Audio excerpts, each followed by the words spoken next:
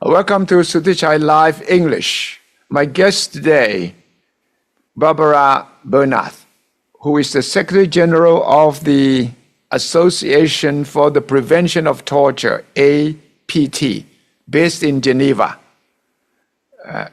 Barbara has been involved in APT for many years, and we understand that she was instrumental in helping Thailand draw up and pass the law to prevent torture and disappearance, which is very significant in Thailand. So today I'm going to talk to Barbara to get her to tell us what is APT, what she has been doing, and how did Thailand get involved or get the assistance from APT. Hi, Barbara. Hello, Suthichai. Thank you Hello. very much. Yes, thank you. Thank you very much. APT, what is APT? Can you tell us a little bit about APT? Yes, thanks a lot. So the Association for the Prevention of Torture, APT, we are a human rights non-governmental organization founded and based in Geneva, Switzerland, working worldwide to prevent torture and ill treatment. And it was founded a long time ago, more than 45 years ago, by a Geneva banker. Oh, I see. Who took an early retirement from the bank and shifted career. He was very much made aware of the persistence of torture during the first Amnesty International campaign against torture. This was back in 1973. Wow. And he thought Amnesty is really doing a good job, but maybe we should do something upstream, something before. And his idea was quite simple, but quite revolutionary. He thought torture is happening in secret. What is needed is to break the secrecy and allowing external independent persons to enter in these places and see what's happening. This will have a deterrent effect. I see. So people in detention, in fact, suffer the most torture. The idea is that this organization, NGO, would apply pressure for all countries, organizations to open up for people to inspect and see whether the detainees are being tortured or not. Is that right? No, exactly. Yes, this was the idea, to create a system of visits to places of detention. And the idea was really to have an international treaty for states to opening up these places of detention. This took a long time, but since 2002, and thanks to the work of APT, we have a United Nations optional protocol to the Convention Against Torture that is creating this system of visits through a UN subcommittee on torture prevention that can carry out these visits. But in addition, the states that accept this optional protocol, they have to create a national visiting system. So there are now 94 states worldwide that accepted this, and there are national preventive mechanisms, or they are called, in 77 countries. I see, including Thailand, of course, among them. Not yet. So Thailand ratified the Convention Against Torture, but has not yet ratified this optional protocol. But there are discussions now in Thailand as the next steps. They have accepted recommendation to ratify. They have not ratified yet. I see. So what exactly is torture, in the definition of torture in your work?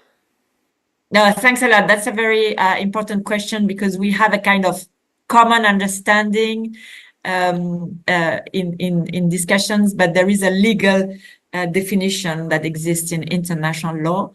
And maybe first to say that torture is a crime.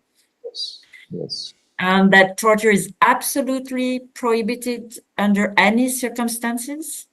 So contrary to other human rights, it cannot be limited or justified for the national security grounds or other grounds, even in times of war. It can even be a crime against humanity under certain circumstances. But the definition itself, so under the UN Convention Against Torture that Thailand has accepted, there are four elements that are cumulative. So the first element is, of course, that what we have in mind when we think about torture is severe pain or suffering. Yes. Imposed. And this can be, sorry? Imposed by others, the torture. Exactly. Severe pain or suffering, mental or physical. And the second element is inflicted by others, intentionally inflicted. The third element is for a specific purpose. And this is very a bit unique in this definition by the United Nations, is that the purpose can be, of course, obtaining a confession, but also threatening, putting pressure, or also discrimination. And the final and fourth element, what you said, inflicted by others, but not any others. It has to be a public official, directly or indirectly, with the consent or with the at the instigation of a public official.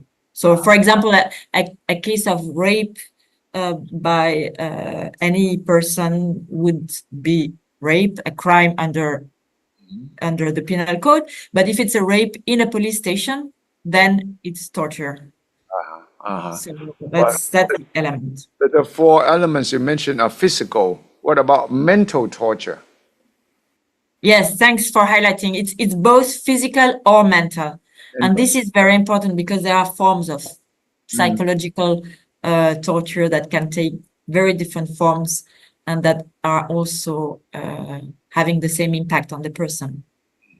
But the name APT is prevention of torture. And what is torture prevention? How do you describe it? Yes, thanks a lot. Because as I said before, it's important also to try to work upstream and not just react after when there are already victims or survivors. And our point of departure is that there are risks of torture or ill treatment everywhere and at any time. So even countries like Switzerland who pretend that there are no cases of torture, they still have to take measures to prevent. Oh, yes. So, sorry. Preventive measures. Do you have a list of, the measures of prevention? Yes, there can be a long list, but our approach is more a kind of 3 different levels to reduce these risks that I mentioned. First, a legal framework. Torture has to be prohibited and a crime under national law. And the developments in Thailand that you mentioned in the introduction, the adoption in October 2022 of the Act Preventing and Prohibiting Torture and Enforced Disappearances is really key. It's the first step, legal framework. But it's not enough. We know that there are a lot of good laws. If they are not implemented, it's not enough. So the second level is implementation. Enforcement, implementation.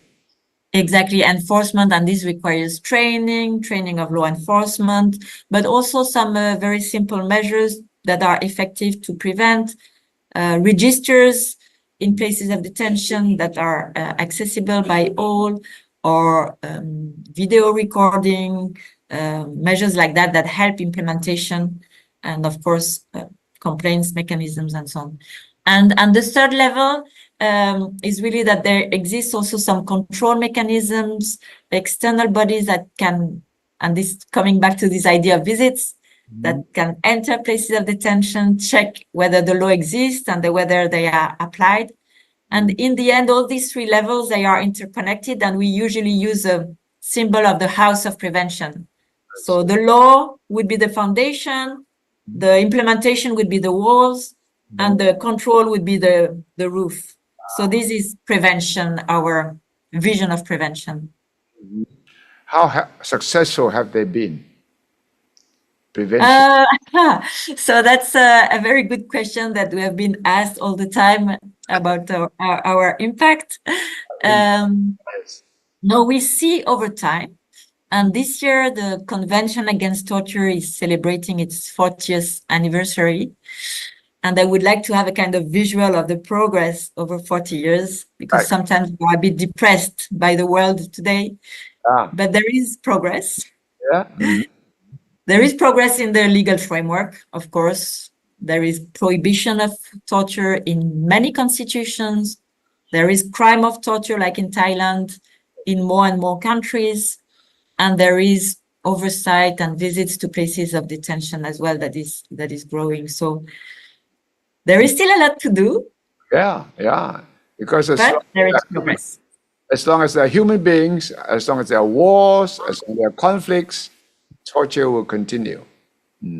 Exactly. This is our point of departure, that maybe contrary to death penalty, we cannot say we eradicate torture. Because as you say, as long as there are human beings and the relation of power, one detaining the other, the risk of abuse, the risk of torture exists. So we need to put a lot of different safeguards around to prevent that. We used to say that torture is a crime of opportunity, and we have to take out all these opportunities. How did you get involved in Thailand, or how did Thailand get involved in this project? Yes, thanks. So we are a small organization. We are 15, and we have 4 colleagues working abroad in different countries, and 1 colleague in Thailand, in Bangkok. But we work only in a few countries worldwide because we are too small. So we choose carefully where we are involved based on some criteria, like there is some political will to recognize that prevention is needed. We can make an added value, and we have strong partners in the country. So in Thailand, after the ratification of the Convention Against Torture, we started being involved because there were already discussions back in 2014 about criminalizing torture. So that's where we started to have contacts with the authorities. And then we had the opportunity to develop a project, and there was within their law and human rights department, there was a working group on prevention of torture. So we started to be involved to develop a campaign. And then in 2021, we could develop a stronger project that is really focusing on reducing the risks of torture and ill-treatment during police custody. And this project is called Safe in Custody. And this is why we have a colleague in Bangkok, Manachaya Yankitikul. She's working on that project. So we have been working for a long time, and now we have a partner, national human rights NGO, which is called Cross Cultural Foundation. Right, right. Yeah. And the director, she came to Geneva as well. We invited her for a kind of 6 months fellowship 10 years ago. So she can also be exposed to the United Nations system and the work at the time. So it's a long process, and maybe I should say that's part of prevention is working over a long time and with strong partners at the national level. The Thailand case, what were the challenges you faced? Because torture and disappearances have been quite an issue in Thailand. Certainly, when you started working on a Thai project, you must have faced the challenges that you thought, oh, so overwhelming. How did you manage those challenges? Yes, that's very, very good questions. Because we work more on building an environment or creating an environment that is to make torture unlikely to happen. We are not so much looking on the problems, but on the solutions. So we are trying to find out, as I said before, good partners where we can work They recognize that there are challenges, but they are okay to move forward. So this is the case with the RLPD, the Department on Law and Protection within the Ministry of Justice. There is this criminalization of torture that was pending for a long time, and it's true. Sometimes you need a trigger, you need a strong violation, like what happened with the case of Joe Ferrari back in 2021. This was with images. It made torture visible, and then it triggered, okay, we have to do something. The knowledge and the willingness were there before, but this helped as an accelerator, no? Yes. So, you would the Thai case be a good example of helping you to manage other cases around the world? yes, definitely. It's really very interesting how, when you have a colleague based in the country, when you have this strong partnership and a clear strategy how to move forward, you can really bring changes. And the example of what we have been doing for the last 4 years with the police is quite interesting. Right. So one of our big projects worldwide is to move away from interrogation and replace by interviewing, which is a bit like this conversation. Right. Right. Instead of interrogating people, you ask questions, normal questions instead of threatening questions. Because when you interrogate someone, you tend to put pressure and you try to scare the other side. You try to scare the suspect or whoever. So, but it is difficult, the line between interview and interrogation. Do you have any sort of guidelines where this is not interview, this is interrogation? It's not easy. Exactly. It's not easy at all, but it's true that exactly what you said, because interrogation comes with this power relation again, no? And you try to get something from the others, and you use all the tools, deception, pressure, as you said, scaring. Whereas interviewing, you are more equal, but you still have an objective as interviewer. If you are the police or the law enforcement, you want to get the facts. You want to get information, but it's more reliable if you let the person talk, if you don't ask leading questions, if you just try to understand all the elements that could explain why, I don't know, why the hair of the victim was found in the car of the suspect. You take out all the elements, so at the end you have a more solid case. So it works. So yes, to respond to your question, we don't really have guidelines because it's true that it's a fine line. Right. But it's about building rapport, no? Like that.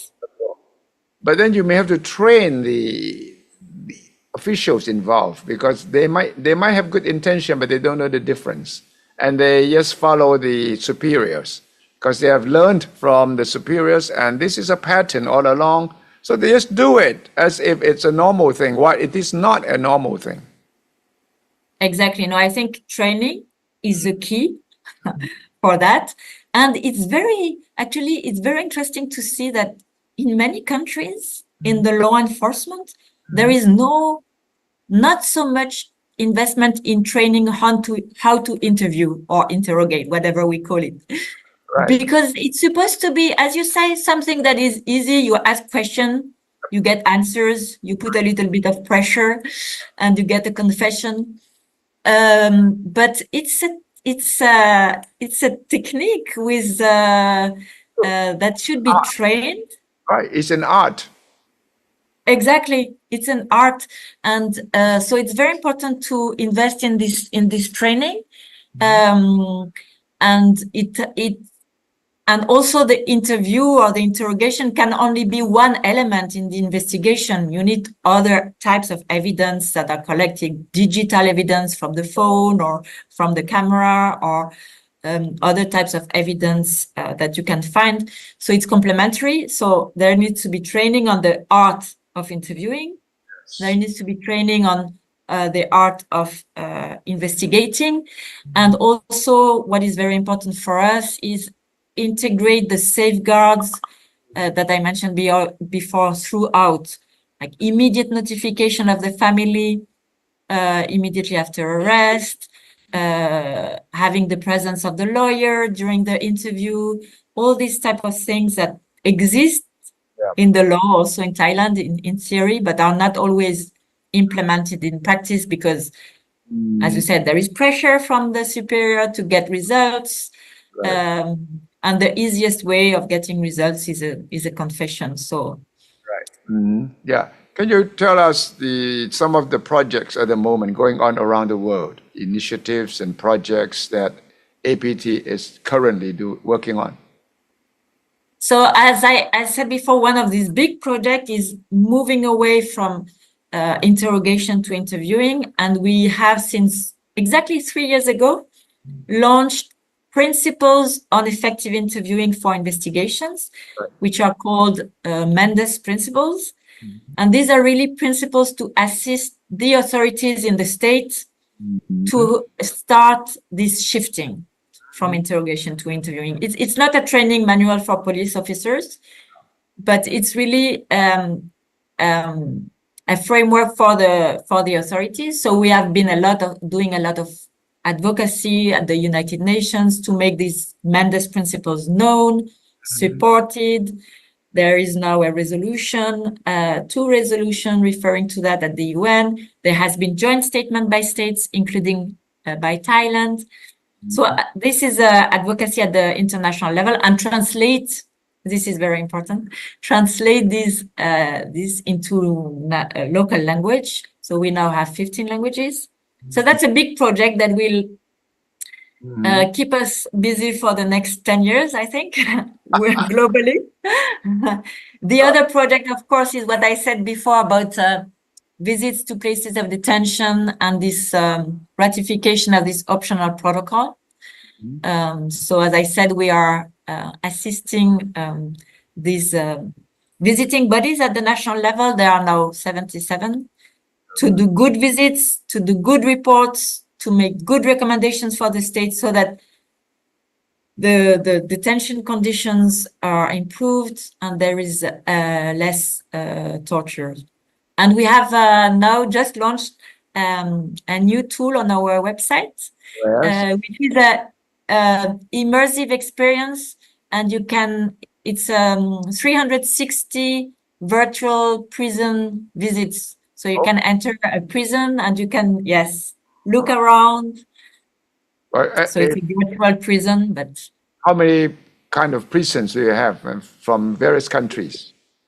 So this is there is only one virtual prison, which is a kind of generic prison that can be visited on your computer. But we work globally with 77 national preventive mechanisms that are visiting right now. Right. But we are also working with national human rights institutions that in many countries that have not yet accepted this system of visit, they also have the power to conduct these visits, including in Thailand. And we are doing some training with the Human Rights Commission in Thailand. Thailand, can you do visits now? Is it a normal practice now? Yes. So as I just said, the National Human Rights Commission of Thailand has a mandate or the power to enter places of detention. So and we are doing some. Yes, exactly. We work with them, and we are doing some training with them on how to conduct these visits. I see. And to do interviews with persons deprived of liberty, so they can do a better use of the mandate that they already have. But the objective is to ratify this optional protocol at some point and have a proper system of visits. Right. So you have to talk to politicians too, political parties, in various countries Exactly. to convince them that it will be good for them, for their work, and also for their role in helping the prisoners and those subjected to interrogation. Right? Yes, I think this is the key. I mean, you are putting the finger on the key is showing the benefits, Yeah. convincing that it's good, not just for the potential victims or the suspects, but good for the whole system, good for the trust by the society in the institutions, and good for the whole environment, actually, democratic environment, etc. Barbara, how did yourself get involved in this project? You have been in APT for what? I understand 27 years already? Yes, indeed. I've been at the APT for 27 years and I can't believe it Yeah. has been so long. Um, But but it means that you are committed to it.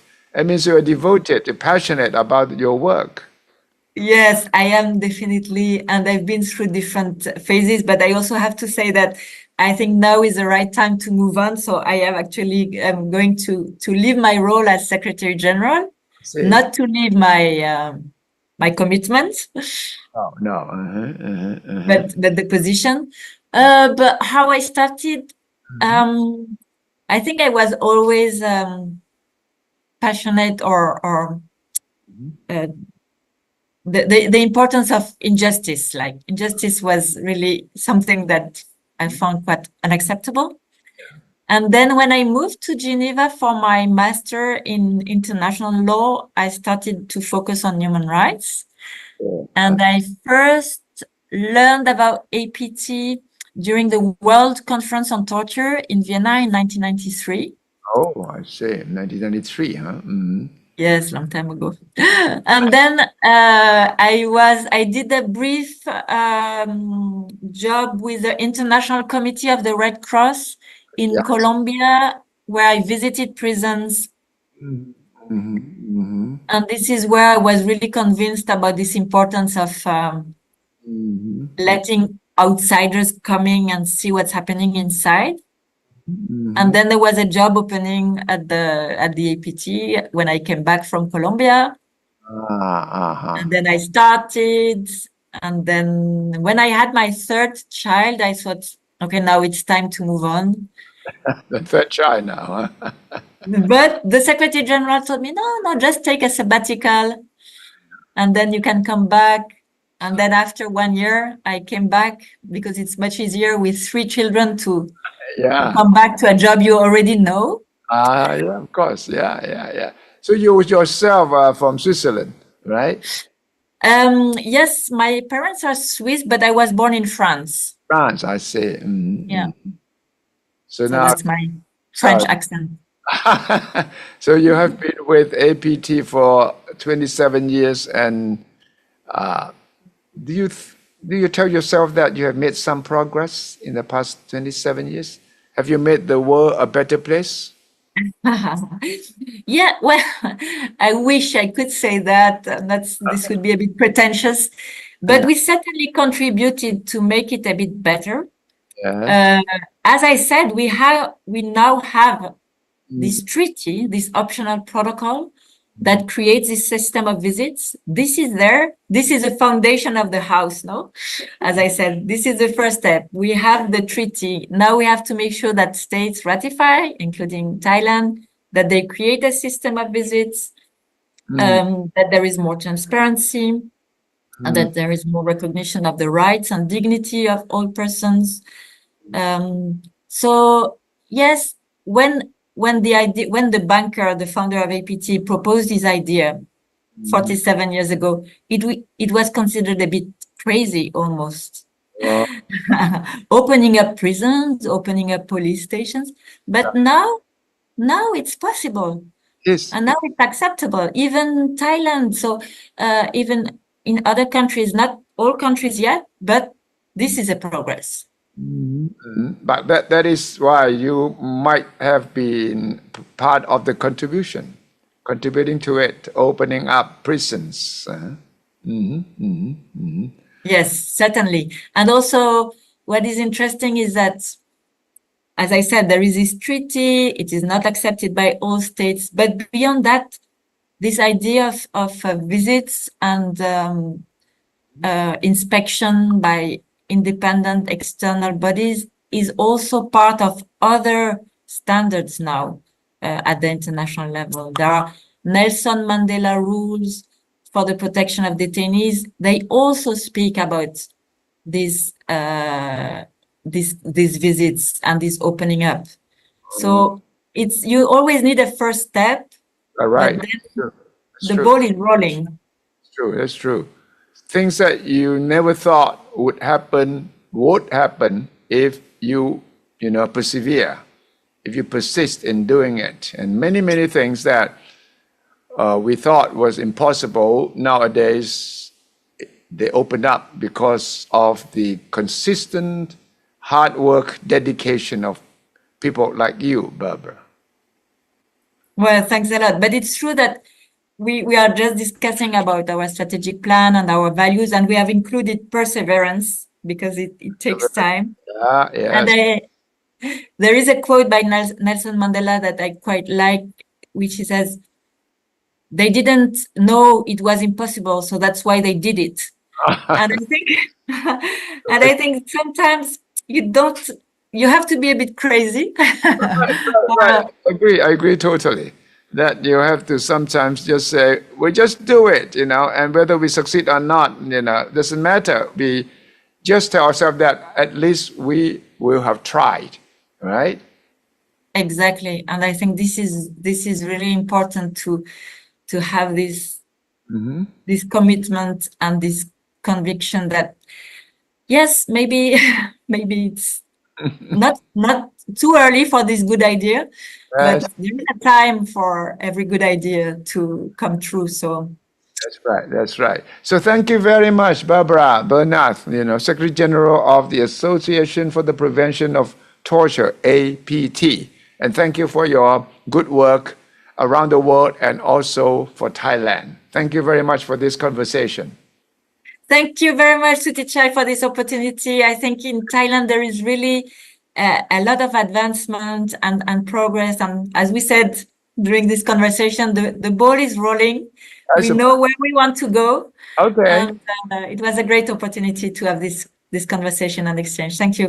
Thank you. ขอบคุณครับ Thank you. สวัสดีครับ ติดตามสุทธิชัยไลฟ์กับผมทุกวันเช้าสายบ่ายเย็นมีเรื่องร้อนเรื่องวิเคราะห์เรื่องสัมภาษณ์เรื่อง Exclusive ต้องที่นี่ที่เดียวครับไปติดตามผมใน Facebook 2 เพจสุทธิชัยยุ่นกับสุทธิชัยไลฟ์และอย่าลืม YouTube ครับ YouTube ไปกด Subscribe ที่สุทธิชัยไลฟ์กด Subscribe แล้วกดกระดิ่งเตือนคุณทันทีที่สุทธิชัยไลฟ์มาในมือถือคุณนอกนั้น Twitter ไปกดติดตามและ TikTok ครับ TikTok ล่าสุดนั้นสามารถที่จะถ่ายทอดสดสุทธิชัยไลฟ์ให้ทุกท่านติดตามได้เช่นกันสุทธิชัยไลฟ์ anywhere anytime สุทธิชัยไลฟ์คือเพื่อนที่เล่าข่าววิเคราะห์ข่าวสามารถทำให้ท่านทันข่าวทุกวินาทีจากนี้ไปครับ